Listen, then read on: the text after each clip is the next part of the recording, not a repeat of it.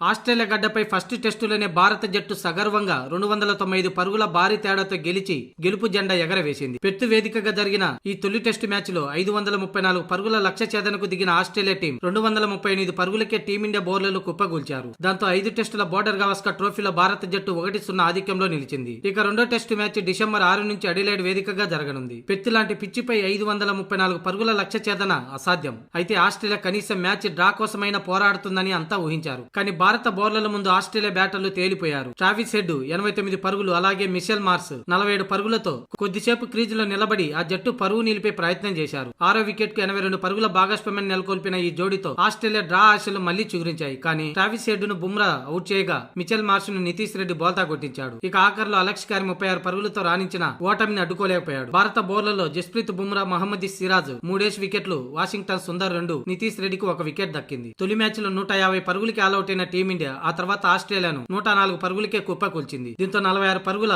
Lead తో రెండో innings ప్రారంభించిన భారత జట్టు 6 వికెట్లకి 487 పరుగులు చేసి డిక్లేర్ చేసింది. మొత్తంగా 534 పరుగుల టార్గెట్ ను ఆస్ట్రేలియా ముందు నిలిపింది. కానీ ఛేదనలో ఆస్ట్రేలియా 238 పరుగులకి ఆల్అౌట్ అయింది.